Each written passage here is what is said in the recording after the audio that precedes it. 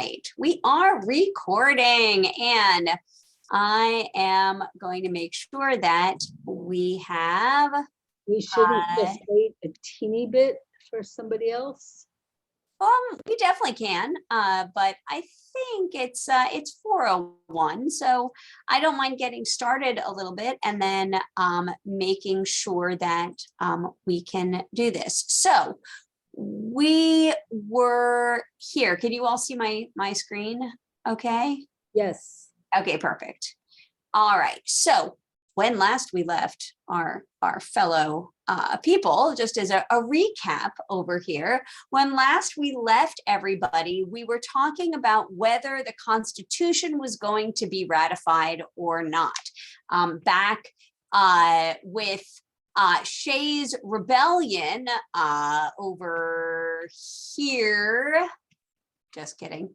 With Shays' Rebellion, it was really kind of brought to the forefront of the attention of the newly independent Americans that really we did not have a strong enough national government and identity even to put down rebellions. Let it be known that I actually probably would have supported Shays' Rebellion. They fought because Massachusetts was able to enact a plan whereby they had no relief for debtors. And since Massachusetts was enormously controlled by merchants, which we're going to see is why this goes on later, they really didn't give any relief to the debtors or anything else. And so Shays' Rebellion kicks off and is put down, but it gets put down by hired mercenaries that are hired literally by the merchant class of Boston. And so that's kind of uncool. And so people start discussing whether the Articles of Confederation, which were the sort of tentative government in place from back when the colonies declared their independence, were good enough. So as we said before, this is kind of confusing. So here we go. The Lee proposes that, not Lee from the Civil War, but Lee from the Revolutionary War, proposes that the colonies unite and say that they are independent. That's the Lee resolution. But the Lee resolution is twofold. One is we should tell King George we're independent. And the other half of it is we should create a government so that when we become independent, we have a system of government. And they declared their independence, which actually was sort of preempted by George saying that they were rebelling and in a state of rebellion. So they're at war, but in the meantime, they passed something called the AOC, the Articles of Confederation. And they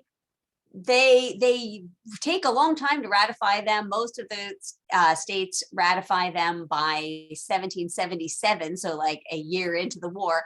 But some of the states literally don't ratify them till, after the war's over.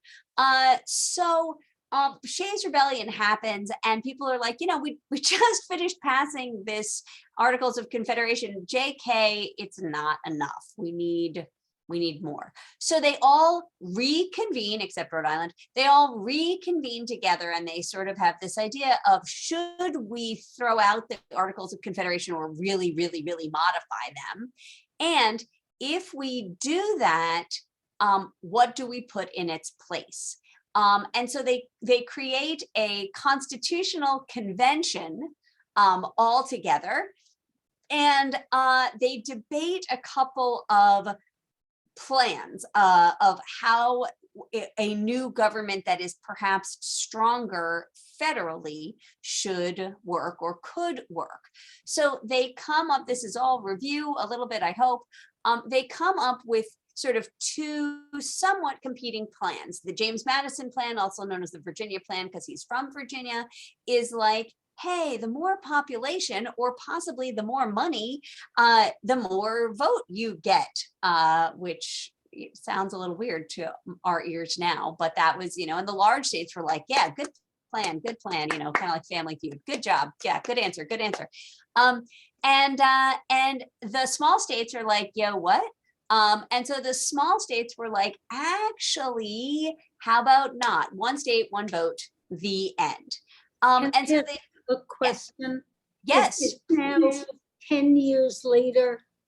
Is this now in the 80s, what you're talking about? Yes, because they have to win the war. Then Shays' rebellion has to happen, at which point they revisit how are we governed. Okay, so it's 10 years after the Declaration and the 10 article. years after the Declaration of Independence. Thank you. Absolutely.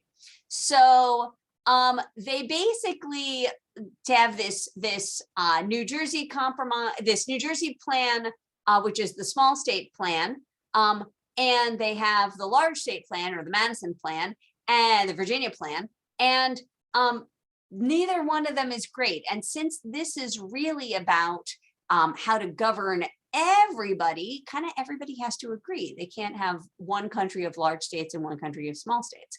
So they kind of lock a group into a room, not really, but they sort of say, okay, you guys go into a room together and figure out what we want to do. And that committee comes back about a month later and says, hey, we have a Connecticut compromise for the Constitution. Sort of looks like what we have now. It gets refined a little bit later, and we're going to talk about that. But basically, it has 3 branches of government with a system of checks and balances. That the legislative body, which we now call, the Senate and the House of Representatives, a little bit different from how we literally implemented it in actuality, but it was both. It acknowledged both the number of people that were in a state, which probably linked to the amount of money in the state, in the lower House of Representatives that has more people in it. And then there was a sort of upper house, and that was limited to 2 people per state, period, end of sentence, whether you had big or small. And so that was sort of this compromise that was, proposed and possibly accepted. And we finished up our discussion about this Connecticut compromise last time by talking about, well, how do you decide how many people are in a state? And so we ran into the whole issue of how do you deal with enslaved populations and how do you count them? Because if you count them as part of your population, you probably should let them vote, given that we just went into a 6-year war, all about how if you are taxed and governed but have no representation, that's not okay. And then here we are, taxing and governing, but not allowing people to vote, or women, or non-landowners, or if your color of your skin wasn't white, or all that stuff, all that good stuff. Okay, so the influential people of the world sort of split into the influential people in the newly United States kind of split into 2 parts. A group that said, yes, this is a great plan. It will strengthen our national identity and our national government, and it will allow us to rule as a nation rather than a collection of loosely affiliated states that have no power to act in concert together, right? They can't tax, they can't have an army. It's really like we can't do anything together as a United States of America. We can only do it if we all agree, like, hey, yeah, okay, I'll give you some money, but you're not forced to. I don't have an agreement, absolute. So the Federalists were like, let's do it. And the Anti-Federalists were like, let's not do it. And they both had sort of strong opinions on either side, but the Federalists were slightly better organized. They tended to have a better way to communicate their voice because a lot of the newspapers that were published in cities were run by Federalist sympathizing editors. So they were able to sort of play up the idea of why Federalist concept of government was a good concept of government, and why the Constitution should be accepted. And so there was a big and very public debate, because here was this proposal for a constitution, for a new way of governing everything. And then the people who were going to decide this were actually the legislatures of each state. So each individual state had to say either, yes, I would like to accept this new constitution and throw out the Articles of Confederation, or they would say, no, I would not like to accept this new constitution. I want to keep the Articles of Confederation the way that it is now, which is more sort of state independence rather than state interdependence, if that makes sense. And so when we left off here as of Monday, we talked about who was writing what. So the anti-federalists were writing against the acceptance of the Constitution, and the federalists were writing for it. And I gave you access in the slideshow to actually this wonderful song that Maureen gave me the link to, and it turns out to be exactly what it is. It talks about how John Jay writes 5 of the papers and then gets sick. He actually writes 4, gets sick, writes one last one. James Madison writes 29 of the papers, and Alexander Hamilton writes 51 of them. And they are basically meant, originally they were going to write about 25 of them, and they were going to divide the work evenly. Don't ask me how 25 gets split into 3 people evenly, because even though I have a degree in math, that doesn't seem to work. But the idea was it was not going to lay out all of their arguments at the same time for the same, like it wasn't just going to be one essay.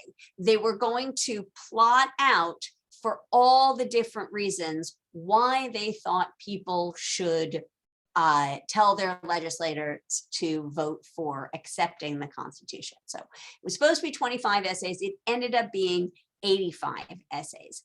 And Hamilton writes the first essay, which basically says, hey, everybody, let me tell you why we're going to write, why we're writing these essays. I'm going to tell you straight out that I am a supporter of this new Constitution, and I'm going to tell you why I think you should be a supporter of this new Constitution. And he doesn't sign it, A. Hamilton. He signs it Publius, which means of the public, of the people, right?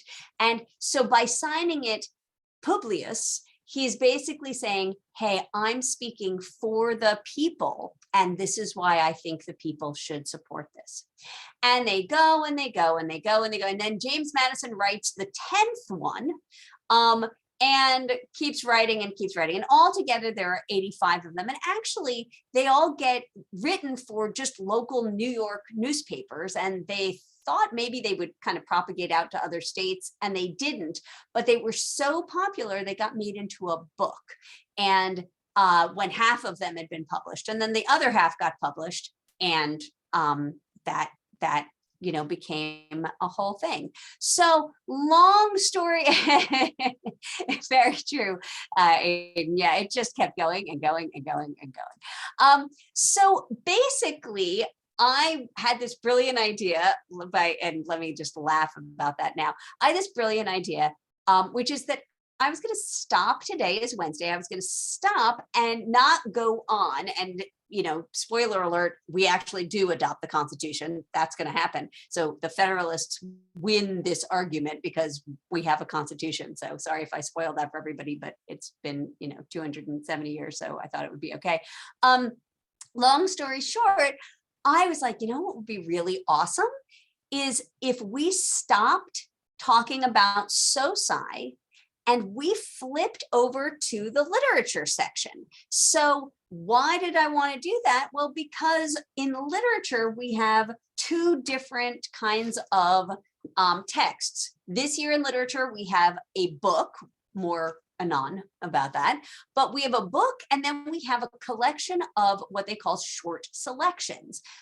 Some years it's speeches, it's poetry, it's essays, it's short stories of fiction, or whatever it is. And this year, 2 of the short selections are Federalist number 1 and Federalist number 10. In other words, the very first essay that the Federalists wrote, now we know authored by Alexander Hamilton, but at the time just published under the name Publius, and Federalist Paper 10, authored, we know now, by James Madison, but again, published anonymously again under the name Publius. And I was like, this is going to be awesome because I will just integrate this right in.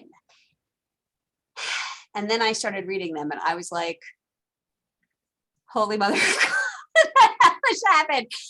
So we are going to try to we'll go over the first one, and then we will take a nice break, and then we'll go on. I see you have unmuted. Are you good with that?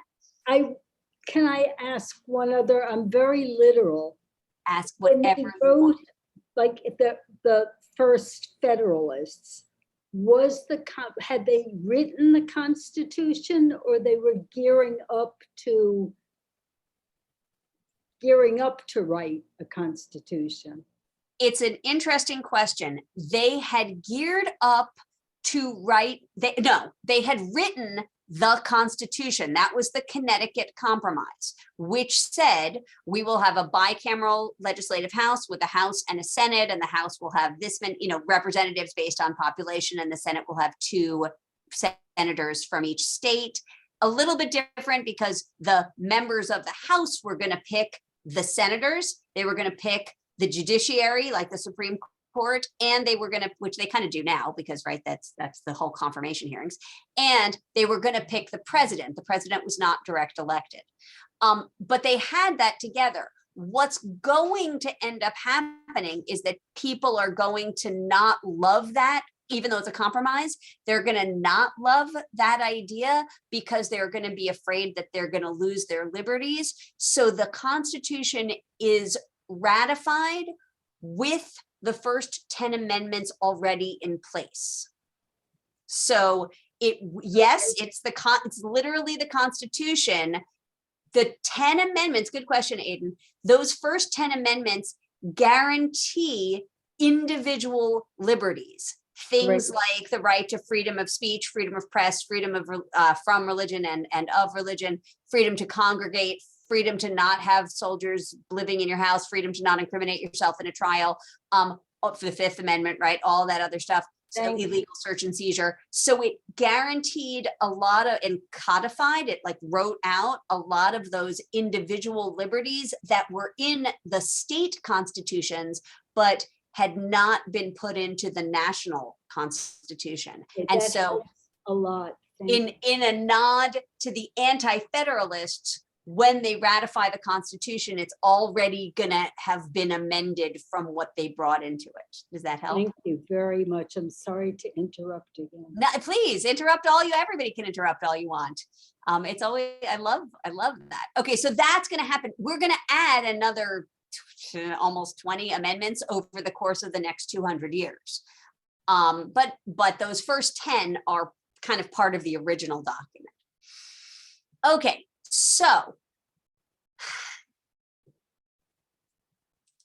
can you see the literature packet now? Is that what's on your screen right now? Does it say Federalist number 1 and number 10, yes. 1787? Yes.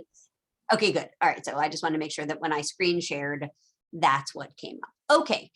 So this is the literature packet itself. If you go to Jack, this will not be what you see. And I'm sorry, but I know Mr. Decker can give it to you guys. But if you go to the classwork and you see in the Google Classwork academic materials, right, you can actually access all of them. And I tried to get this one printed out, but she's gone for till August. So we just have it electronically, but you have access to it electronically, and Jack, you should as well. But this is the literature resource guide. If you open it, it's a PDF. I actually like opening them, here, but I open every worksheet like with Cami. And this is what the literature packet has to say about it. Good, Jack, thank you. And so it really, the literature packet sort of echoes almost everything that we know from SOSI. And as Decker and I always say, this is why we always start with SOSI, because if you learn the history, the social science, you learn all these other things as well. Like, I mean, the art is so, you know, here we had Washington crossing the Delaware. We just learned about that in SOSI and everything else. So this is how it's set up. And it basically just has this very, very, very short intro. This is an early, this like page 82 is other stuff. So here it starts on page 83 in the lit packet. And it basically says in the summer of 1987, that would be really interesting. The summer of 1787, they get together and they craft this. It was approved by some states, but it was, the people were worried that it was going to fail. And we'll come back to this when we get into the literature a little bit more, but this is what we have just learned. So Hamilton enlisted Madison and Jay to write. They published it in a New York newspaper. It was called the Independent Journal. So the literature says, hey, it's called the Independent Journal, but you know, we just know it was a newspaper. Only a month after the Constitutional Convention had essentially adjourned. And when the series was over, Hamilton had written 51, Madison had written 29, and Jay, who felt ill soon after the project started, had penned 5. So again, this is the literature packet, but it is echoing everything we're hearing about from the SOSI packet. At the time of the publication, nobody knew who wrote it. They signed it Publius, which was the Latin word for of the people. So they were saying that the Constitution was for the common good. They were addressed to the people of the state of New York. Hamilton was hoping it would sort of go global, but they didn't. But instead, just a few months after the series began, and this confused me, but I believe that what they're saying is the series began being written in October, and by March, they published the first 36 essays, and then they published the rest of them. And then Hamilton just kept writing because he just did not know how to shut up, which you will see in just a moment. And it concludes the intro with one of the interesting features is that they were written quickly, and they were written for newspapers, which are a very temporary medium, right? You throw out your newspaper at the end of every day. Even back in the 1700s, you might have only kept it for a few days. However, they have entered the lexicon of our narrative history. And I think it's more that he brings this like, he's like, this is my pencil topper that looks like this. And the next time he's like, this is a different pencil topper.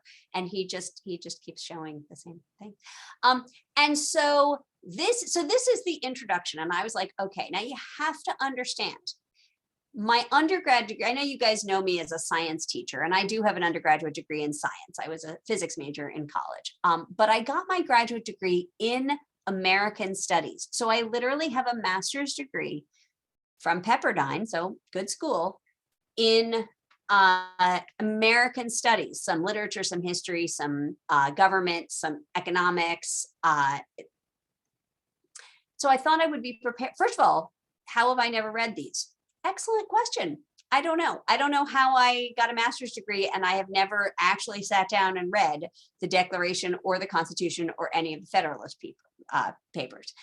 So that's question number 1. Question number 2 is, oh my God, why did these people not have some kind of editor? Because I was like, oh, that's a thing. So I started to read Federalist number 1, and was, I mean, like sitting really close to the screen as I was like, what is even happening in this essay? So I texted, I have a group chat of a bunch of English teachers, and I said, okay, how do I teach this? And they said, one of them said very brightly, I use Space Cat. And I was like, I'm fascinated by what you have just said, but also I have no idea what you're talking about. And then somebody said, you guys have a different name for it, but this is Space Cat. And Space Cat is, I forget what you call it, soapstone or something. This is a way to analyze a text altogether. So it's who is the speaker and what is known about him or her. What is the purpose behind this text, and what does the author want from the audience? Who is the audience? Who is the larger audience? Are there other secondary audiences? What qualities or beliefs or values does the author assume that the audience holds? What's going on in the world as it relates to this piece and to the time and place and everything else? What is this piece about? The word exigence, which I was like, be right back, gotta Google this. But then it made sense. What is the spark, or what is the catalyst that made this speaker write this particular piece at this particular time? And then what are the, it says what, but what are the moves of the writer? What are the structure, organization, word choices, diction, everything else? What rhetorical appeals are they using? And what is the tone? And it even has a nice thesis template. In so-and-so's author's format, the author active verbs, the audience purpose. So this is what came up here, right? And I was like, wow, this is kind of cool. And I want to, what do I want to do? I want to make a copy of this. And I will give a copy to everybody, but what I want to do is read it, take a break, and then fill this out. And if we get Mr. Decker today, then we will stop and have him do the art piece for today. And if he is still with his mom and can't join us, I was like, we can do both Federalist pieces today. So I promise to take a little break, but this is what we're going to do. And I hope that a lot of this stuff, and then like I said, I will share it, and Jack will make sure that you get it as well. But a lot of this stuff we almost already know, right? That this is almost already there. So in fact, if you, who is the speaker of Federalist 1? Do you remember? You can throw it in a chat. I'll type it up. Anything you want to say, or you can unmute. I mean, whatever you want to say. Who's the speaker here? That's right. Thanks, Jack. Alexander Hamilton. Anybody know anything about him?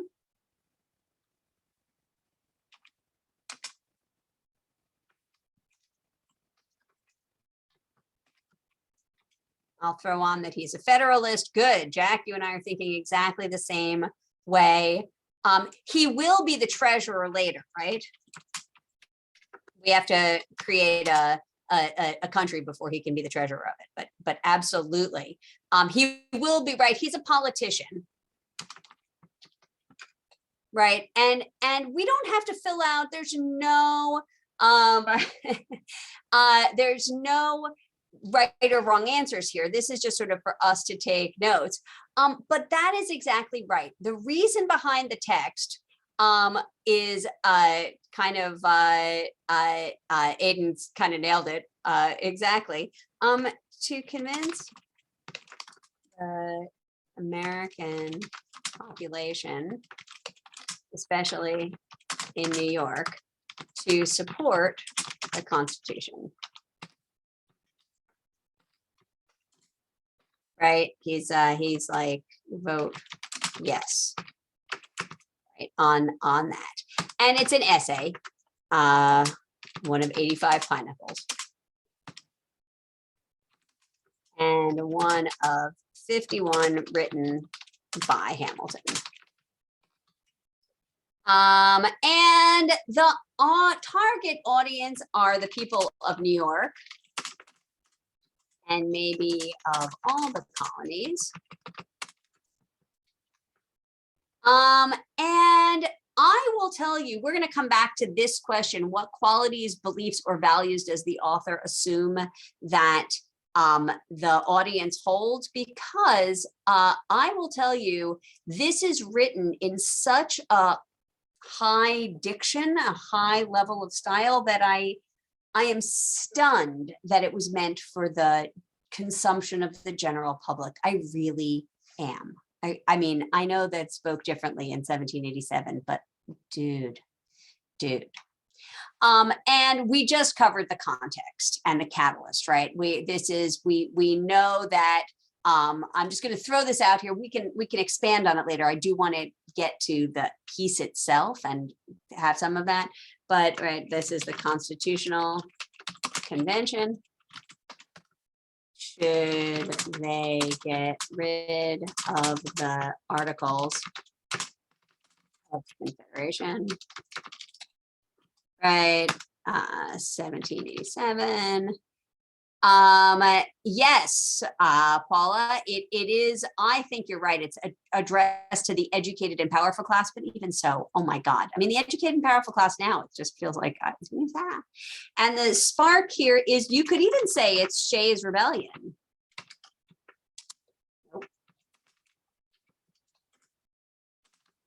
Right, that Shays' Rebellion has highlighted the fact that we don't have a strong federal government. So do we need one? And this is it. So I'm actually going to switch gears right now. And actually we've sort of put this on because I think it's time to really get into the literature piece itself. So you look at it and you think, like, it's really not that long. It's just 2 pages and a little bit. So I'm going to read it out loud, and then we're going to kind of parse it out just a little bit, because wow. Okay, so selected work. This is Federalist number 1 by Alexander Hamilton, written in 1787 in October. It is the general introduction for the Independent Journal. So this was created to be essay number 1. These are actually done in an order, and the purpose of this particular essay is to explain that there is going to be a vote, that the author of this piece, in fact, supports adopting the Constitution, and in the next unclear number of essays, this, because they don't say we're going to write 25 essays, it just says in the next essays, I'm going to tell you why you should vote for the Constitution. So it kind of does what you're not supposed to do in a piece, with when we do, what do you call that? Like when you have an essay and you're like, this essay will be about whatever, and that's terrible. Like you shouldn't ever do that. Where you say this essay should be about, but that's kind of what Hamilton does here. Okay, and I'm very sorry because I read it yesterday, and honestly, I was like, wow, I'm gonna read it on the day that he actually died. Like Aaron Burr shot him, and I'm going to read his essay on the anniversary of his death. And then I was like, oh God, this is not a good day to read it because it's a terrible essay. Okay, an expository essay, my mother says. Yes. All right. So this is his essay. After, including the capital letters, the weird capital letters, after an unequivocal experience of the inefficiency of the subsisting federal government, you are called upon to deliberate a new constitution for the United States of America. The subject speaks its own importance, comprehending in its consequences nothing less than the existence of the Union, the safety and welfare of the parts of which it is composed, the fate of an empire in many respects the most interesting in the world. It has been frequently remarked that it seems to have been reserved to the people of this country by their conduct and example to decide the important question, whether societies of men are really capable or not of establishing good government from reflection and choice, or whether they are forever destined to depend for their political constitutions on accident and force. If there be any truth in the remark, the crisis at which we are arrived may with propriety be regarded as the era in which that decision is to be made, and a wrong election of the part we shall act may, in this view, deserve to be considered as the general misfortune of mankind. So what's he saying? He starts by saying, look, we just found, because of Shays' rebellion, we just figured out the inefficiency of the current federal government. We see that the federal government is inefficient and doesn't have enough power. So you are called on to deliberate a new constitution for the United States of America. Boom, there it is. There's your audience. Hey, people who are going to tell their legislatures how to vote, you are getting asked to vote on this constitution. It's incredibly important, he says. It speaks of its own importance. It is nothing less than essentially the fate of the Union. Like, what you're deciding is not just about the Constitution, it's about our new union of a nation, that these 13 colonies actually act all together. The safety and welfare of our new nation and the fate of the most interesting empire in the world. Why is America the most interesting empire in the world? Well, because we are living proof that democracy is an option for people, that we should be able to govern ourselves. And remember, in 1776 and 1787, in this time period, there aren't other democracies, right? We inspire the French Revolution, which has been going on, but always losing. We inspire the French Revolution is going to happen like almost simultaneously with this. Remember that when Emmanuel Lutze does his Washington crossing the Delaware, it's because the Germans are trying to get their own rebellion. I mean, rebellion is catching. So he's like, look, everyone in the world is looking at us and seeing if we can govern ourselves. And right, if we can't govern ourselves, we are going to be forced to be governed by what he calls accident and force. Like, it's going to be a failed experiment, and we're just going to be masters of, or subject to accidents and force, meaning like a forceful dictator or person sort of in charge.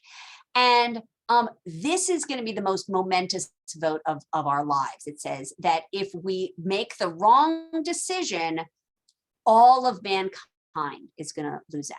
So what he has to say is really powerful. I'm not sure if he says it in the most powerful way. Okay, paragraph 2.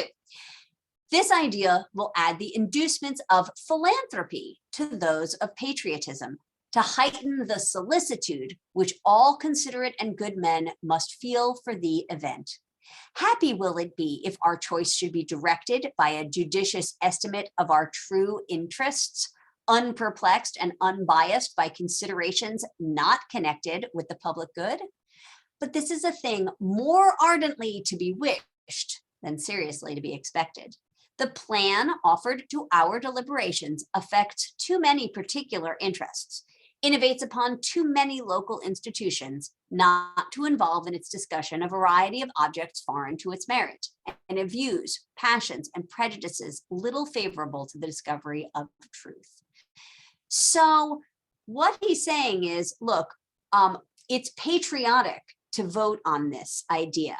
And it would be really, really great if everybody was good men, if all the good men were really into judging this concept of accept the Constitution or don't accept the Constitution based solely on the merits of the Constitution itself. Like, if we could just be like, hey, is this a good plan, and not bring our own emotions and our own background and our own biases into it, that would be great. But I understand that that would be a nice wish, but I don't expect that at all.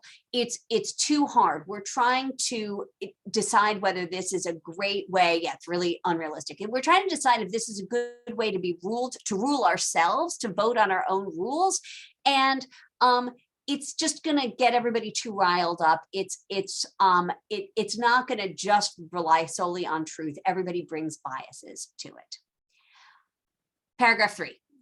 Among the most formidable of the obstacles which the new Constitution will have to encounter may readily be distinguished the obvious interest of a certain class of men in every state to resist all changes which may hazard a diminution of the power, emolument, and consequence of the offices they hold under the state establishments, and the perverted ambition of another class of men who will either hope to aggrandize themselves by the confusions of their country, or will flatter themselves with fairer prospects of elevation from the subdivision of the empire into several partial confederacies than from its union under one government. Okay, paragraph 3 says, look, there are two problems with just voting on this. Problem number one is there are people, men, in every state of the union who just don't like change, especially when that change is going to lessen their own power. Emolument, I know there's an emolument clause. I don't remember what it means and I forgot to look it up. And the consequences of the offices that they hold under the state establishment. In other words, there are people who don't want to adopt this federal constitution because they have power within their state, and they know that if we adopt this federalist constitution, they're not going to be as powerful anymore. So that's one group of guys that is going to be against it. And the other class of men are going to think like, hey, we should adopt this so that I can become powerful at the national level. Like, I am going to parlay this into a new job for myself. I'm going to build all these little empires, like out of like this state, this state, this state. For instance, if you're like a really rich and powerful merchant, but you're only rich and powerful in Connecticut, there you could be like, ooh, but now I could get like, you know, Georgia and Virginia and all these, like, I'm going to build myself up right here. Okay. Next paragraph. We got this. And then what time is it? And then we'll take, it's 4:42. So I'm going to keep reading and then we'll take our break and then we'll go over it. Okay. It is not, however, my design to dwell upon observations of this nature. I'm well aware that it would be disingenuous to resolve indiscriminately the opposition of any set of men merely because their situations might subject them to suspicion into only interested or ambitious views. Candor will oblige us to admit that even such men may be actuated by upright intentions, and it cannot be doubted that much of the opposition which has made its appearance, or may hereafter make its appearance, will spring from sources, blameless at least if not respectable, the honest errors of minds led astray by preconceived jealousies and fears. So numerous indeed, and so powerful are the causes which serve to give a false bias to the judgment that we, upon many occasions, see wise and good men on the wrong, as well as on the right side of the questions of the first magnitude to society. This circumstance, if duly attended to, would furnish a lesson of moderation to those who are ever so much persuaded of their being in the right in any controversy. And a further reason for caution in this respect might be drawn from the reflection that we are not always sure that those who advocate the truth are influenced by purer principles than their antagonists. Ambition, avarice, personal animosity, party opposition, and many other motives, not more laudable than these, are apt to operate as well upon those who support as those who oppose the right side of a question. Were there not even these inducements to moderation, nothing could be more ill-judged than that intolerant spirit which has at all times characterized political parties. For in politics as in religion, it is equally absurd to aim at making proselytes by fire and sword. Heresies in either can rarely be cured by persecution. So this is a kind of long paragraph that basically says, look, here's the thing. Some people are gonna vote one way for the Constitution. Aiden, seriously. Some people are going to vote the right way for the wrong reasons. Like they're gonna, he's gonna tell us this later, spoiler alert, they're gonna vote for the Constitution, but they're doing it for greedy reasons or because they're influenced by ambition, avarice is greed, personal animosity, like I don't like this other guy, so I'm going to vote against him. Party opposition, they're going to vote, you know, for their party and not anybody else, and many other motives. There are people who vote on the wrong side of this argument, like he's going to tell us against this Constitution, but they're doing it even though they're doing the best they can. They're doing it out of the goodness of their heart. So it's pointless, he says Alexander Hamilton Publius in this first essay. Don't worry about why people are or are not voting for it. Don't be swayed by their motives for voting one way or the other. In politics, he says, like in religion, you can't convert people by fire and sword. You can't threaten them. I mean, you can. The Spanish Inquisition did it all the time, but you're not supposed to threaten them. If people don't believe, you can't persecute them into believing. Heresies, people who don't believe, can not be cured by beating them up and forcing them to believe. And you can't convert people just under threat, right? This is not the way. So I'm not going to come here and tell you how to, you know, how to convert, why you should believe the way that it is. Hello, Mr. Decker. Glad you can join us. We are in the middle of Federalist 1 and you've missed nothing. So here we are at this paragraph. And yet, however, just these sentiments will be allowed to be. We have already sufficient indications that it will happen in this, as in all former cases of great national discussion. A torrent of angry and malignant passions will be let loose.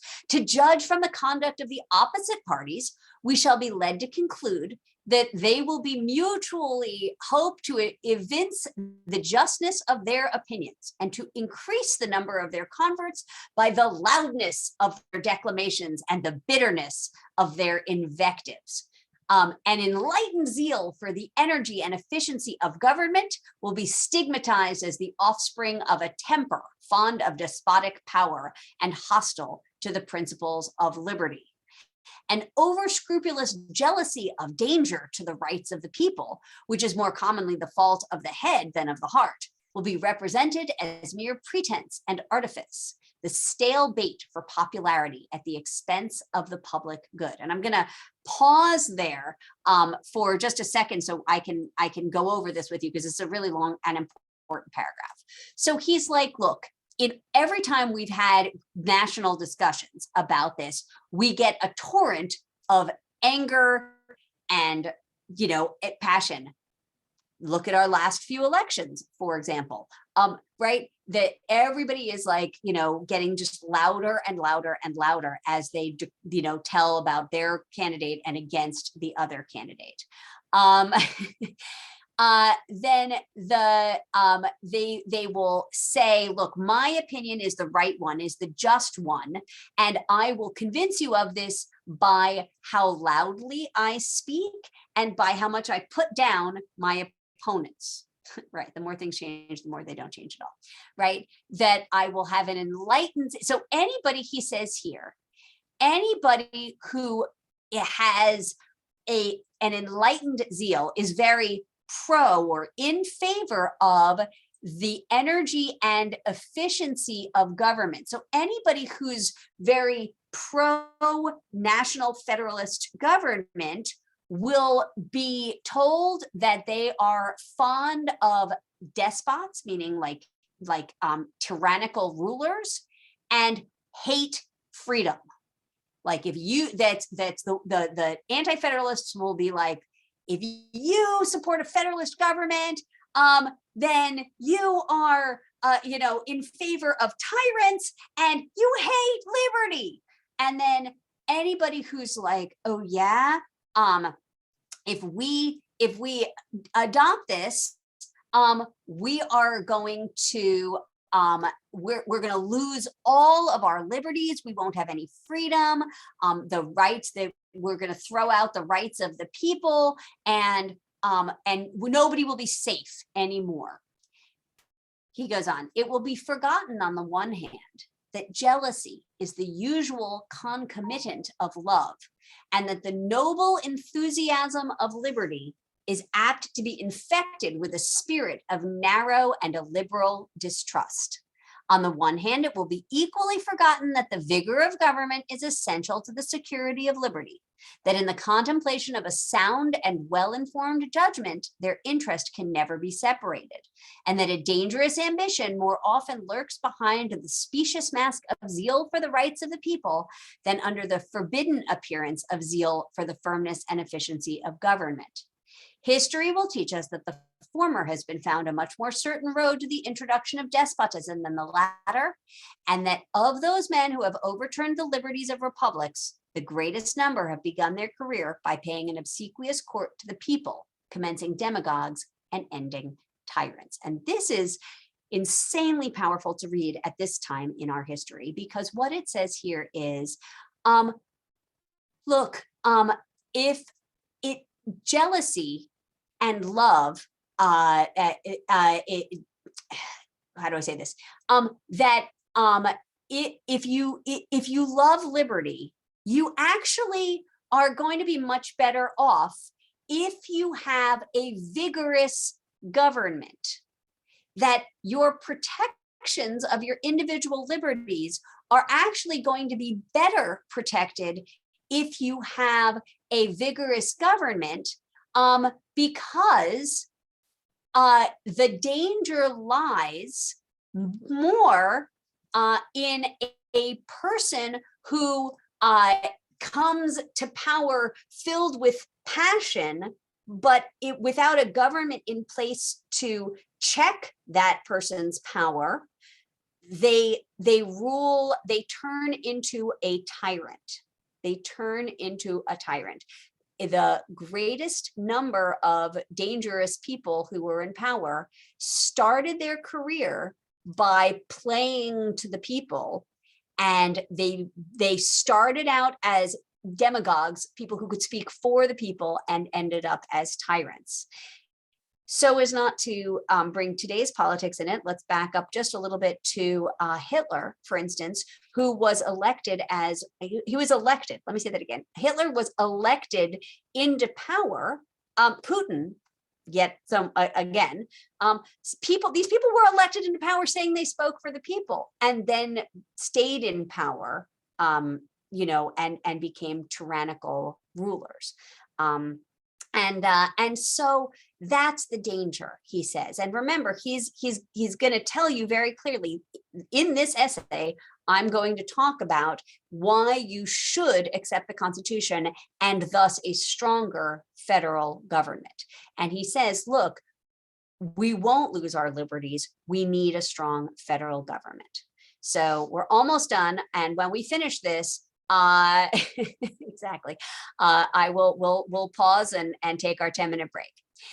So here's where he says, like, look, here's what I'm going to do in these essays. In the course of the preceding observations, I have had an eye, my fellow citizens, to putting you upon your guard against all attempts from whatever quarter to influence your decision in a matter of the utmost moment to your welfare by any impressions other than those which may result from the evidence of truth. You will no doubt at the same time have collected from the general scope of them that they proceed from a source not unfriendly to the new Constitution. Yes, my countrymen, I own to you that after having given it an attentive consideration, I am clearly of an opinion it is in your interest to adopt it. I am convinced that this is the safest course for your liberty, your dignity, and your happiness. I affect not reserves which I do not feel. I will not amuse you with an appearance of deliberation when I have decided.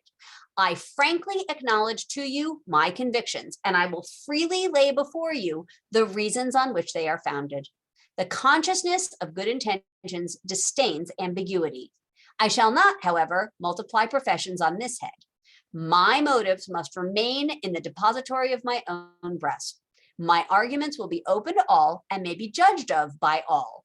They shall at least be offered in a spirit which will not disgrace the cause of truth. So he's like, look, don't worry about my already told you in paragraph 1 that motives don't really matter. Some people vote wrong for the right reasons. Some people vote right for the wrong reasons. Whatever it is, listen, I'm letting you know right now that I've already made my decision. I am going to vote for the Constitution. And I think it will, it is in your interest to adopt it. It is the safest course for your liberty, your dignity, and your happiness. Don't worry about, my motives for this. I'm going to tell you up front, here's where I'm coming from. And I propose in a series of papers that was supposed to be 25, but it turns out to be 51 or to be 85, to discuss the following interesting particulars. And this is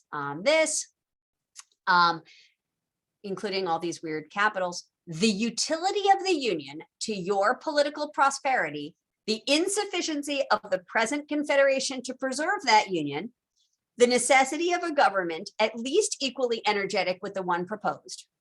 To the attainment of this object, the conformity of the proposed Constitution to the true principles of the Republican government, its analogy to your own state constitution, and lastly, the additional security which its adoption will afford to the preservation of that species of government, to liberty and to property. That's the worst thesis statement in the history of the American colonies.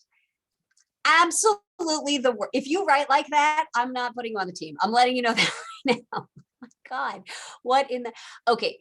But this is what he's saying. Look, in these essays, I will, okay, so he's like, you will be better off if you vote for this Constitution. Here's what the 85 eventually essays are going to say. You'll be better off if you vote for the Constitution. Our present Articles of Confederation are insufficient. In order to preserve our newly formed union that we just won, 5 years ago, 6 years ago from Great Britain, we need a government that's at least as good as the one that the Constitution is supporting, that it is true to the ideals of the Republican government, which, remember, we said means that you're elected by the people, right? It's not quite a democracy where we elect everybody, but it's a Republican form of government where the people elect the representatives, and then the representatives do what they think they should be done in that, like this. And that it is analogous to your own state constitution. That's going to be an important selling point eventually, because the state constitutions guarantee those individual liberties, which we said are going to end up being the 10 amendments, the Bill of Rights. And lastly, the additional security which its adoption will afford. I am going to pause actually because my friend just got here, so more will be revealed anon. I'll be back in 10 minutes. All right, so we have returned. I have my friend Susan here. Those of you studying at home, I have my friend Susan here now, and we're going to go back to finishing out this ridiculous piece. I hope that you can see that. I mean, I don't, this question of to whom is he writing and what are the, how structure, organization, word choices, specific devices, rhetorical appeals, tone, we can definitely,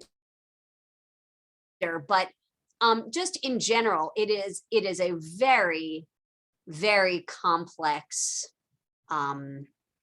thesis and everything else. So to go back and wrap it up, he says, look, the additional security which its adoption will afford to the preservation of that species of government, to liberty and prosperity.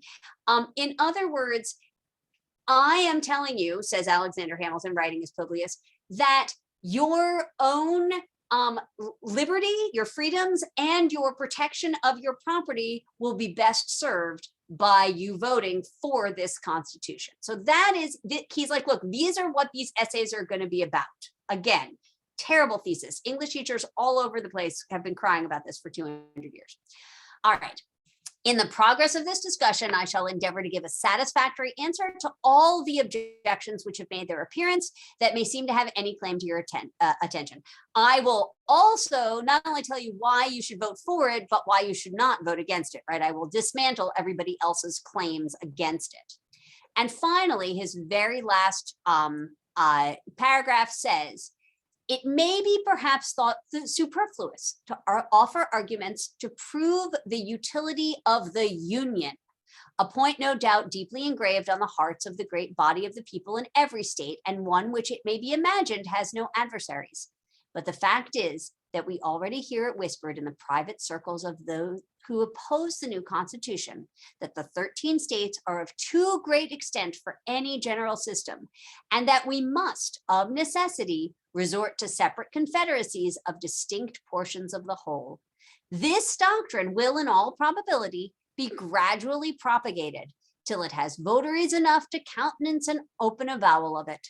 For nothing can be more evident to those who are able to take an enlarged view of the subject than the alternative of an adoption of the new Constitution or a dismemberment of the Union. It will therefore be of use to begin by examining the advantages of that Union, the certain evils, and the probable dangers to which every state will be exposed from its dissolution. This shall accordingly constitute the subject of my next address. So he wraps it up by saying, look, people are saying that that we should not be a united country, that it's not just about whether this Constitution is a good document, whether it governs us well or not. There are people who are saying, look, we're too different. We're 13 colonies and we're so different. It's totally true. I mean, in some respects, right? Massachusetts and New York are very, very different from Georgia and Virginia, right? I mean, it's still true to this day. And so there are people, says Alexander Hamilton, who are actually saying it's not about the Constitution. We should just be 13 separate countries. And this is so terrifying, he says, that I'm going to start the essay number 2 by talking about why we need to remain unified, why it better serves us to be one single country and not 13 separate countries. And that will be essay number 2, which by the grace of God, we do not have to read because we're going to skip to Federalist number 10. So actually it is 5:15. I'm going to stop. Thank you so much to Mr. Decker for being the one to give me this extra time. And what I think we will do is, I think we will, on Monday of next week, we will look at Federalist 10. And then maybe on Wednesday of next week, we will kind of process 1 and 10. And that will put off a little bit our finishing of SOCI, but that's okay, because this ain't a race. It's a marathon, right? It's not a race. So on that note, I am done. Mr. Decker, I believe that you have the and the ability to share, and we are ready to do the very last. Oh, what a perfect thing for you! We're gonna study this. I was gonna say this fabric. All of your decorations have to be quilting, quilting decorations in the room, so it'll fit in with today's. So Mr. Decker, who has been coaching for 30 years, he does a piece a week, or a piece we meet twice a week. So every single time he does a different piece, and this is today's piece. So I'm gonna mute and stop video. Can you see my screen? Just as I muted. Yes, absolutely. History of the American Quilting Traditions. Okay, great. Woohoo! I never know if this thing is working right. So here we go. And if those of you playing the home version of the game, this is starting in the Art Resource Guide, page 76. So it gets into a little history before we get to the actual artwork, talking about history of American quilting traditions. Women, of course, we've talked about, largely excluded from formal artistic training. But to reiterate also, American men in the colonies are also excluded from a great deal of artistic training because we don't have any places of artistic training set up in the colonies as yet. But women even less so. And if we recall one Prudence Punderson, who did a portrait in sewing. She sewed a portrait. This is, we've got the same type of idea here.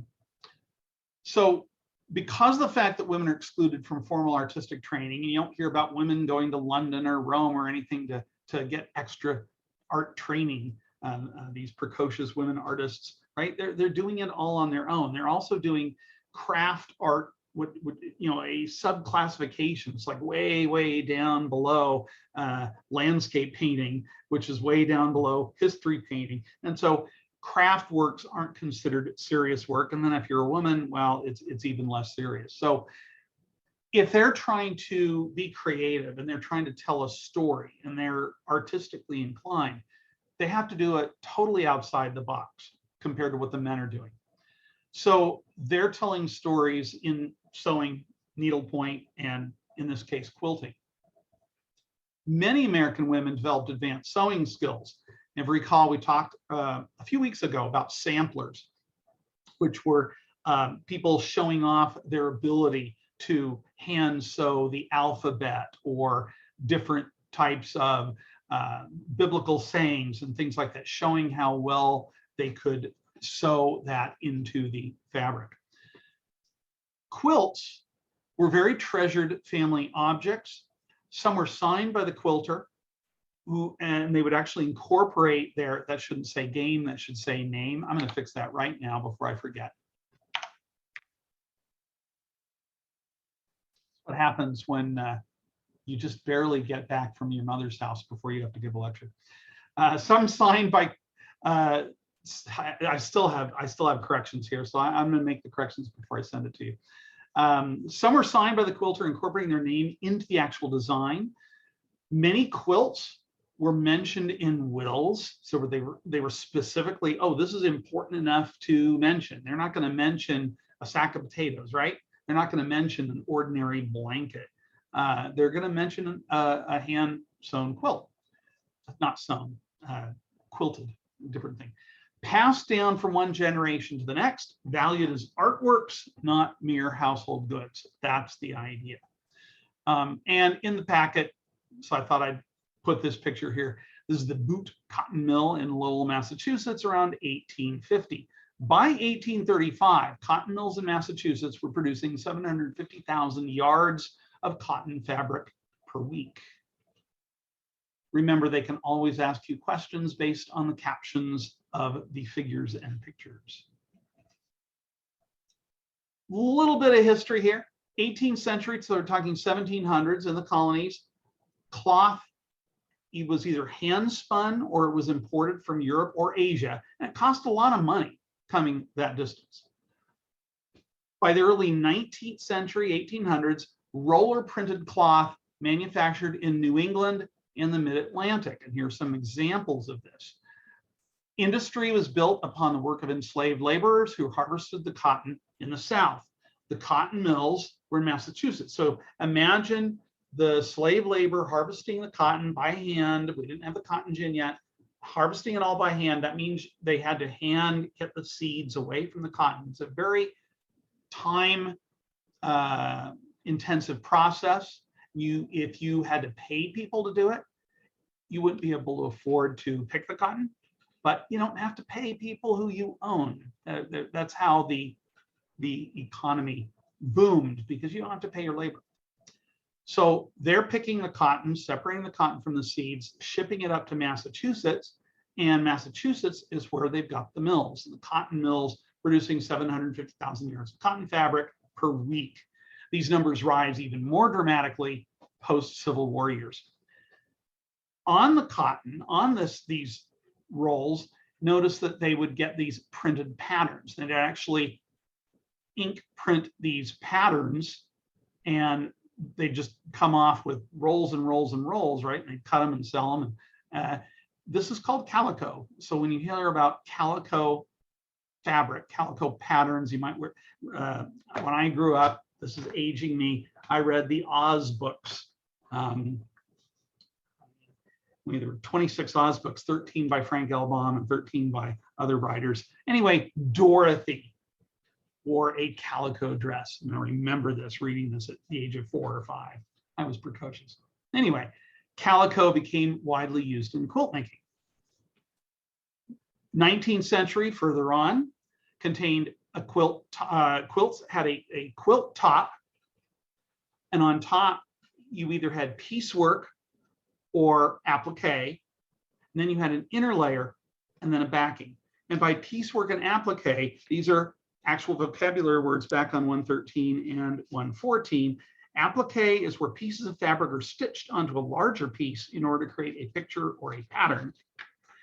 Piecework, also known as patchwork, is where smaller pieces of cloth sewn together, often in arrangement of geometric patterns. And there you go. There's a little bit of overlap between piecework and applique, but usually they differentiate by specifying one word or another when we're talking about the different works. So again, piecework, patchwork, smaller piece of cloth, applique, piece of fabric stitched together to create a picture or a pattern. Getting married, moving west, you're going to leave your family behind. Quilts were popular to bring with them if they're traveling west. So if you're a female, you're going west, you're going to leave your family behind, you take the quilt.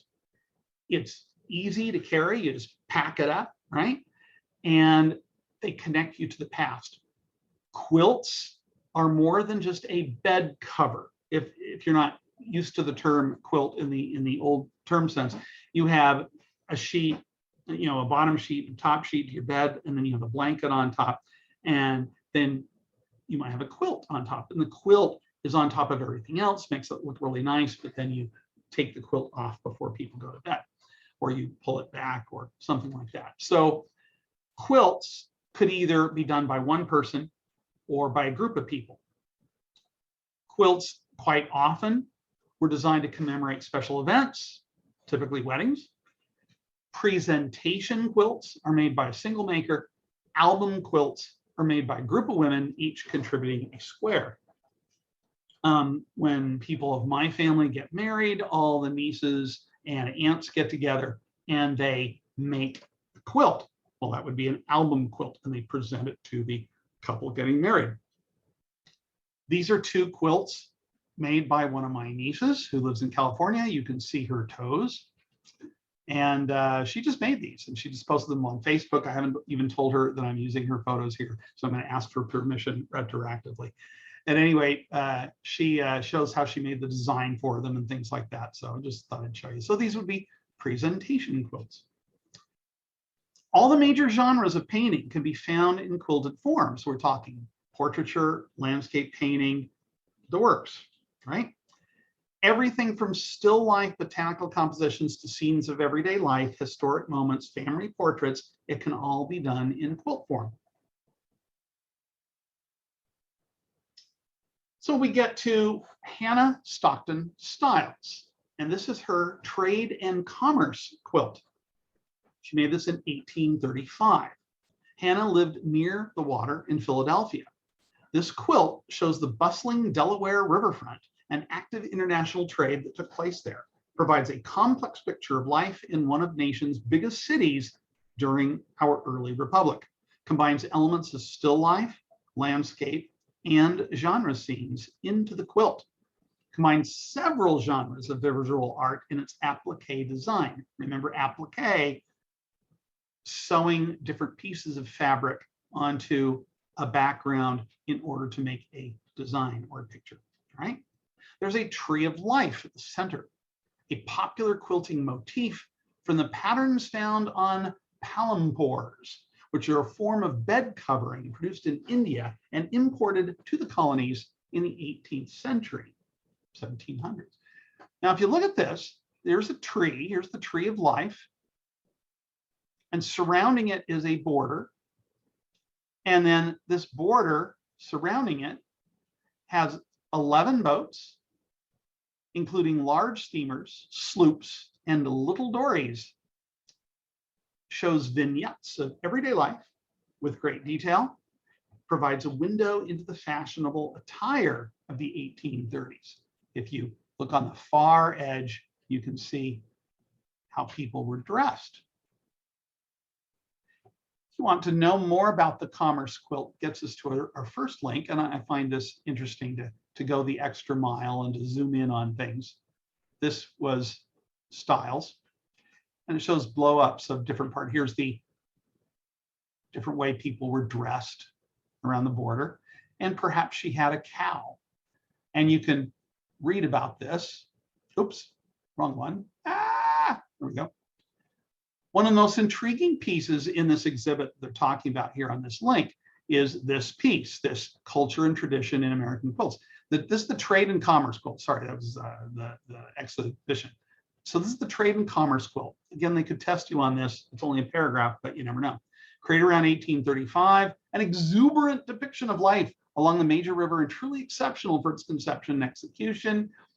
Eyed it for detail. Hannah Stockton Styles, clearly familiar with the maritime trade, her accurate depiction of the boats that form part of the river traffic is remarkable. Who was she? She was born in Trenton, New Jersey, to John and Hannah Stockton. We know she was married in 1818 to John Styles of Philadelphia. That means the Delaware River was a familiar setting for Hannah in both her childhood and married life. And of course, we just finished the previous discussion with, Washington crossing the Delaware. She stitched her story into the quilt with some references we can only guess at. Is it possible that the figure at the lower center, the outside border, represents Hannah and her family?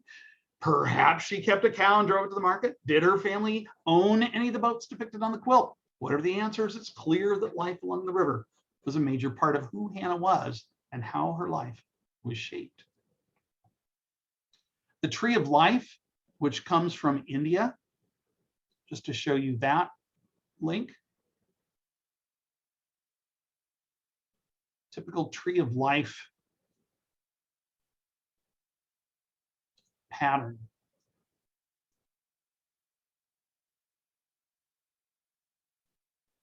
It's kind of interesting, all the different things that are out there. So how these people get these ideas and then they put their own little slant on it. She's got this Tree of Life pattern, but then puts things she's very, very familiar with around where she lives. We're going to get more and more into this mixing of tradition and familiarity. So here's Faith Ringgold and her story quilts. We're also going to talk about Gee's Bend community of Alabama.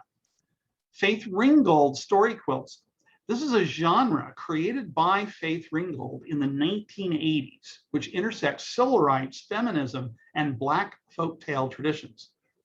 She was very adamant about expanding and complicating notions of fine art. Remember when we talked about there's in classical art, dynamics, we have this hierarchy of what's important, and history painting was number one, and then portraiture, and then landscape painting, way down at the bottom, still life, and folk art and craft art aren't even in the top 6. She wants to complicate this. She wants to weave together these different things where it's not so easy to say, well, here's the most important thing. And her whole idea is she can do paintings made in the medium of quilting.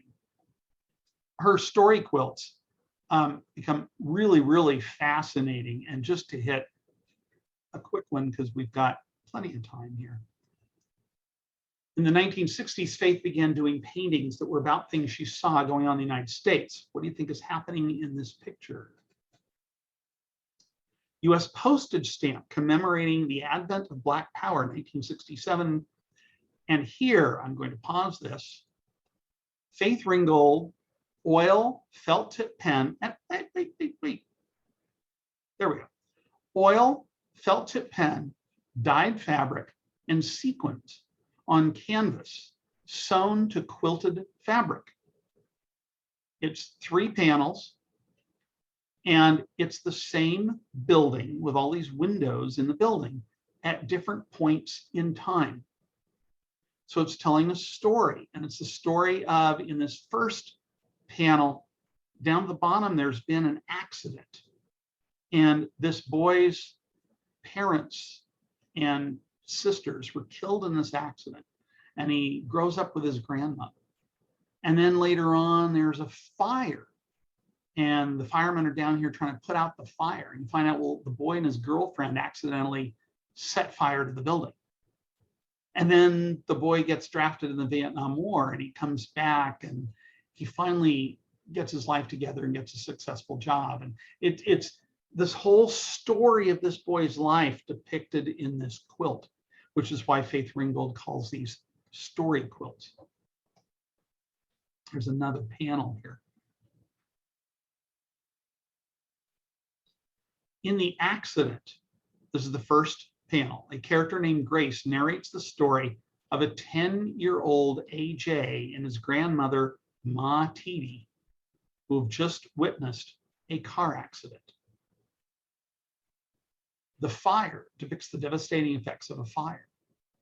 What story is the artist telling about the fire? What do you see that makes you think of that? In The Homecoming, AJ returns to the scene to pick up his grandmother and take her back to California with him. Do you see anything that tells you that AJ is now successful? Well, he's got a big fancy limo and different things like that. Again, USAD isn't going to ask you questions like this, but in showing you all this, maybe you'll remember this little piece of paragraph that they refer to Faith Ringgold and her street story quilt. The art guide then goes on to the Gee's Bend community of Alabama in 2002. They made very distinctive, bright, abstract quilts. They were exhibited at the Museum of Fine Arts in Houston, Texas. It was so successful. This exhibition went on to tour to New York, Boston, Washington, Atlanta, Cleveland, and San Francisco, receiving tremendous critical acclaim wherever they went. One of the critics said, quote, "Some of the most miraculous works of modern art America has produced. Imagine Matisse and Klee arising from the rural South." And there's a lot of stuff that I left out from the quote, hence ellipses. Later on, local quilters formed the Gee's Bend Quilting Collective to market their quilts and offer quilting retreats. Efforts at outreach and education enable them to teach techniques to future generations. This is pretty much all they talk about in the art guide, but I started going down the rabbit hole and I found just some fascinating articles on these ladies. So these are the quilts of the Gee's Bend, and they have a slideshow of this, and we won't go through everything, but it shows their different quilts. But these stories, it's the stories in here that are fascinating. The art resource guide doesn't touch on them. When enslaved women from the rural isolated community of Boykin, Alabama, better known as Gee's Bend, began quilting in the 19th century, it arose from a physical need for warmth rather than a quest to reinvent an art form. Yet by piecing together scraps of fabric and clothing, they were creating abstract designs that had never before been expressed on quilts. These patterns and piecing styles were passed down over generations, surviving slavery, the antebellum South, and Jim Crow. During the Civil Rights Movement in 1966, the Freedom Quilting Bee was established as a way for African American women from Gee's Bend and nearby Rehoboth to gain economic independence. The Bee Cooperative began to sell quilts throughout the US, gaining recognition for the free-form, seemingly improvisational designs that had long been the hallmark of local quilt design. As awareness grew, so did acclaim, and the quilts entered the lexicon of homegrown American art. Since then, quilts from Gee's Bend have been exhibited at the Museum of Fine Arts, Houston, the Philadelphia Museum of Art, the Whitney Museum of American Art, and others. In 2006, the US Postal Service even issued 10 commemorative stamps featuring images of Gee's Bend's quilts. And there's just so much more here, and it shows all the different quilts and the designs, and then the stories of these women. And by the way, if you haven't studied Matisse and Klee, you wouldn't understand the reference from the critic, but there's a lot of references to Matisse and Klee, which eventually I will lecture on section 1 of the Art Resource Guide, and you too will be exposed to Matisse and Klee. And here's some more nice little slideshow of their works and the stories of their hardships, which I won't get into all today. This, by the way, looks very much like Klee. This is by Lucy T. Petway. Anna Mae Young. It's very, very similar to the abstract expressionistic art movement and field painting of the 50s and 60s. Some fascinating story here and about Martin Luther King and meeting them and how they were going to go on protest, but they all got put in jail first. Yeah, some of these, this was a telling paragraph. Many who marched or registered to vote in rural Alabama in the 1960s lost their jobs. Some even lost their homes. The residents of Gee's Bend, 60 miles southwest of Montgomery, lost the ferry that connected them to Camden and a direct route to the outside world. Quote, "We didn't close the ferry because they were Black," Sheriff Lumi Jenkins reportedly said at the time. "We closed it because they forgot they were Black." Anyway, these quilts. Isn't it, and I just both gasped Yeah, aloud. you know, it's just like, I don't even have words. I yep. don't even, well, I'm sitting next to this quilter, right? And I mean, this seamstress. So we're just sitting here, you know, sort of, you know, quietly, you know, wow, oh, I like that one. Oh, look, they're Yeah, hands. yeah. Oh, it's And fascinating. And I've studied abstract art a lot, and so there's just so much connection. I'm sorry to this to interrupt you. I didn't. Oh, no, I've no, taken no. up so much time. Okay, so Interrupt away. Some of these stories they tell here are quite, yeah, tearjerkers, but it's fascinating. Yeah, as a girl, Petway would watch her grandmother Sally and her mother Missouri piecing quilts, and she would listen to their stories, many of them about Dinah Miller, who had been brought to the United States in a slave ship in 1859. "My great-grandmother Dinah was sold for a dime," Petway said. "Her dad, brother, and mother were sold to different people, and she didn't see them no more. My great-grandfather was a Cherokee Indian. Dinah was made to sleep with this big Indian like you stud your cow. You couldn't have no skinny children working on your slave master's farm." In addition to Petway, some 20 other Bees Bend quilt makers are Dinah's descendants. And it just goes on and on and on. And it's just fascinating stuff. They're not going to ask any questions on that, but I highly recommend people go down that rabbit hole and read more. This gets us to one Harriet Powers. And by the way, when I was first going through the Art Resource Guide, I was trying to figure out why they're selecting this work by this person, because we're talking about the Revolutionary War period and new nation, stuff like that. We're gonna end in 1800 or 1810, right? And this work of art was done in 1895. So it's basically almost 100 years after the time period. So why is this so important? Well, why it's so important is because most of these quilting traditions, as we've been talking about, started before the time that we're talking about, continued through the time we're talking about, and we don't have a lot of the things in existence that were made all the way back then. And especially if we're going to get inclusive and talk about African American works, very few, if anything, survives that time period. So we're lucky to get somebody who lived on the outskirts of that time period. She was born in 1837, died in 1910. And it's going to be using a lot of things that was passed down through the generations by her mother and grandmother and great-grandmother. And so it all fits when you think about it in that context. So she was born enslaved in Georgia in 1837. She died January 1st, 1910. She married Armstead Powers. They had at least 9 children that we know of. They became emancipated and then landowners. She was a devout Christian, and she infused her work with biblical references and cosmological symbolism.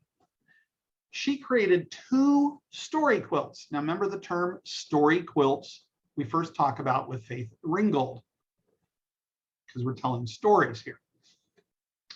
2 story quilts, which she herself, Harriet Powers, referred to them as sermons in patchwork. The 2 quilts, the pictorial quilt, which is currently at the Museum of Fine Arts in Boston, and the Bible quilt in the Smithsonian Institution. They are among the best known examples of 19th century quilts. I'll have to fix that if to an of later. Created both with hand and sewing machine stitching, and they were exhibited at international fairs. Well, we're first going to talk about her Bible quilt, And then we're going to talk about the pictorial quilt, which is our specific artwork for discussion this year, but they could ask questions about both, obviously. So the Bible quilt of Harriet Powers, completed around 1885-86. This was displayed at the 1886 Cotton Fair in Athens, Georgia. Much larger scale than an ordinary county fair. This huge fair, lots of things going on. Wild West show, cotton weddings, not quite certain what a cotton wedding is, but there you go. Circus, largest potatoes, tallest cotton stalk, biggest watermelon, that kind of stuff, okay? Well, this quilt was on display, and it attracted the attention of a local artist by the name of Jenny Smith. And she's quoted as saying, "I had never seen an original design and never a living creature portrayed in patchwork," right? They'd always seen geometric shapes and figures and things like that. "The scenes on the quilt were biblical, and I was fascinated. I offered to buy it, but it was not for sale at any price." Well, until Harriet and her husband got on really hard times. 4 years later, Powers needed the income and offered to sell the quilt to Smith for $10. Smith only had $5.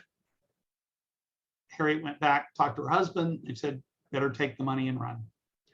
So she sold the quilt for $5. Before selling it, however, Powers explained the meaning behind each of the quilt's 11 panels. You can see upper left, 1, 2, 3, 4, 5, 6, 7, 8, 9, 10, 11 panels. Smith showed the Bible quilt at the 1895 Cotton States and International Exposition in Atlanta. If you click on the Bible quilt link, woohoo, it's a little slow today. There we go. It's got the full quilt, and then we can look at various sections and what's happening. What do you think this is? What do you think this is? What's going on here? Well, you can look at all these different, whoa, I didn't quite mean to do that. You can look at all these different descriptions, but what it talks about in the packet, let's see, Mrs. Powers regretfully turned over a precious creation, but only after explaining each of the 11 panels. Briefly, the subjects are Adam and Eve in the Garden of Eden, a continuance of paradise with Eve and a son, Satan amidst the 7 stars. So that's the, we'll go back. 1, 2, 3. Here's Satan, black, 7 stars. Adam and Eve, Garden of Eden, serpent, and then paradise goes on. But, oh, look, Cain killing Abel. All this stuff going on. So Cain killing his brother Abel. Cain goes into the land of Nod to get a wife. Jacob's dream. The baptism of Christ. The crucifixion. Judas Iscariot and the 30 pieces of silver. The Last Supper and the Holy Family. So all of this is described in each of the panels. Quite a fascinating work. In her narrative about the quilt, artist Jenny revealed why she was so taken with it.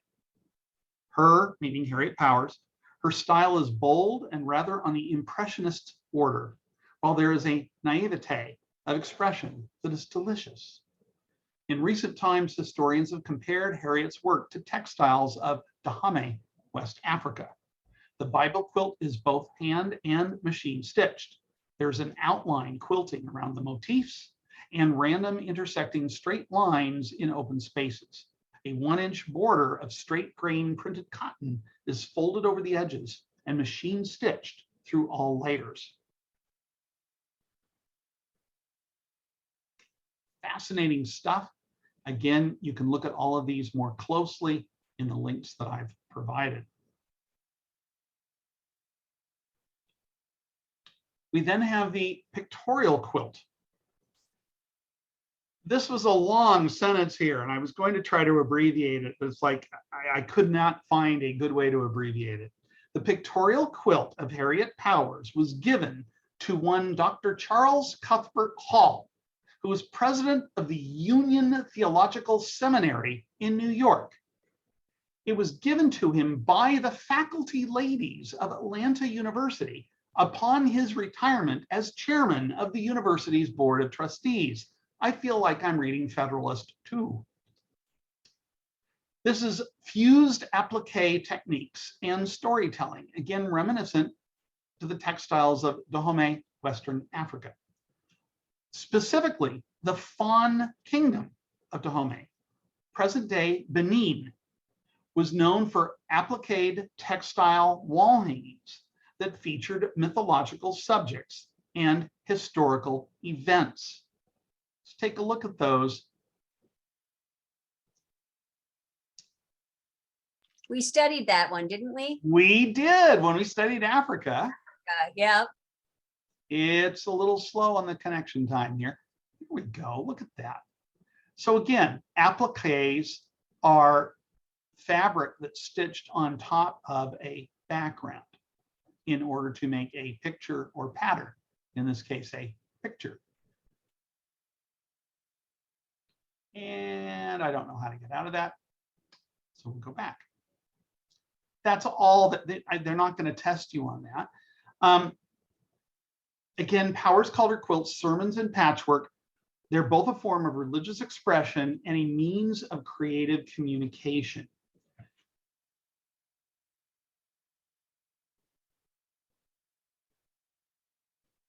So here's this pictorial quilt. And notice instead of 11 panels, we now have 15. So instead of 3, 4, and 4, 3, 4, 4, it's a 3x5 type of thing. And why is this not? Oh, there we go. So you can zoom in on these and look at the different things. There's lots of different things, and rather than going through a storyline like the other one, Adam and Eve, and go, there were all these biblical stories. They're sort of loosely attached in a little bit of a chronological order. This is all over the place, and I really advise you to take a look at all of these, and you can kind of look at these and try to imagine what's happening. It's like, what's happening in this one? We know what that one is. Well, we got a fish eating a man. Oh, this is Shona and the whale. Okay. And what the heck is going on here? We're going to get into the central panel and look at this because they describe this one more than any of the others. And then look at all these pairs of animals. Hint, hint, hint. You know, so you can go through your Bible, but then we also have intermixed in the Bible stories. We have different cosmological events. We had different time periods where the sky went dark during the daytime and what was going on there, and different times where stars are falling to the ground like it's the end of the world. Here's some more animals going 2 by 2. So there's lots of different things going on here. So I highly recommend people looking at all of this. I do have a link to the descriptions of all these. Here it is blown up and not moving around. So you kind of go from panel to panel, looking at these and trying to, you know, before you look at the key, kind of try to figure out if you can, if you know your Bible and you know different, you would never guess the specific dates of some of these cosmological events. And some of these are also, this one here is kind of a funny story because it's of local interest. It's like when your news, they're giving the nationwide news that everybody, it affects the whole nation, and then you get the local hog report, literally. So we'll talk about that. Oh, whoa, didn't mean to do that. There we go. So in this pictorial quilt, there's 15 panels sewn on machine using fabrics of the period. Combined biblical stories with local history and unusual weather phenomena. It includes Adam and Eve, Jonah and the whale, Job, Moses, John baptizing Christ, and the crucifixion. It also depicts two different meteor storms, one in 1833 and one that occurred in 1846. It also depicts Black Friday of 1780, where supposedly smoke from forest fires caused the skies to darken in the middle of the day, and the cows and chickens thought it was nighttime, and so the cows went in to go to sleep and the chickens went back to their roost because they were fooled, because all of a sudden it got dark. There's also a story of a hog that ran 500 miles from Georgia to Virginia. Like, okay. The center panel, the one right in the middle, they describe the most. It's the Leonid meteor storm from November 13th, 1833. So the middle panel is one of these two meteor storms. It's November 13th, 1833, the Leonid meteor shower. 8 shooting starts, again, no T there. 8 shooting stars applique to a blue background. So 1, 2, 3, 4, 5, 6, 7, 8. There's the 8 shooting stars. Okay. Large white hand in the upper left. Figures with upraised arms, indicating panic. The sky is falling. It's the end of times. Run! People were frightened and thought that the end of time had come. God's hand stayed the stars. So this is the hand of God in the upper left corner of the central panel of the pictorial quilt. If you go to this link here of the 15 panels, it'll get you to this really nice one where it'll look at each panel, and you can just look at one panel at a time, and it's got a description of every single panel here. First row,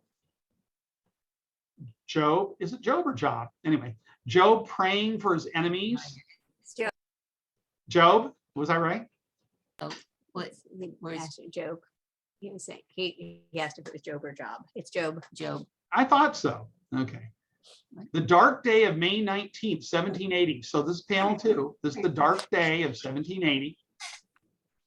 The 7 stars were seen 12 noon in the day. So it was so dark, you could see 7 stars in midday.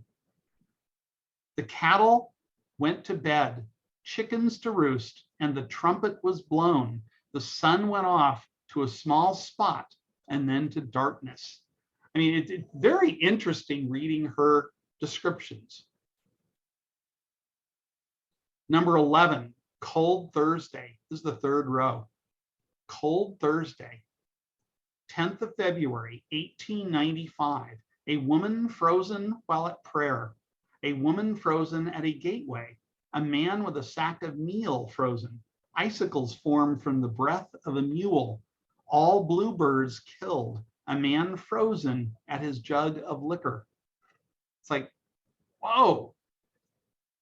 And then we get, where's the, I got to find the hog running, where's the hog running?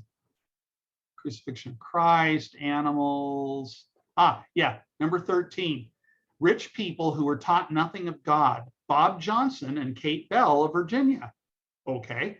They told their parents to stop the clock at 1, and tomorrow it would strike 1, and so it did.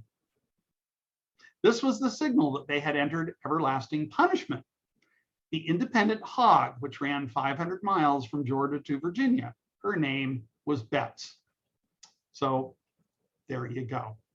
I mean, it's just fascinating, this storyline. I could spend all day looking at this stuff. Anyway, I'm drawing a blank now. Yeah, I'm done. What a bunch. Oh my God, that was fabulous. And it is perfect timing. Excellent. Well, that is awesome. I do have, this printed thing here, definitely worth clicking on the link. but then also opening, you have access to the resource guide that is the reproductions Yep. booklet. So you have access to the reproductions booklet. You could have 2 windows open and taking a look at both of them. Make little flashcards with each. They're not going to test you on it because they don't ask you about it. They don't mention it But in the it resource is guide. just But so fabulous. Excellent. Well, I'm going to take Susan over to Stockdale and show her 803, my regular room, and then show her where I'm moving to.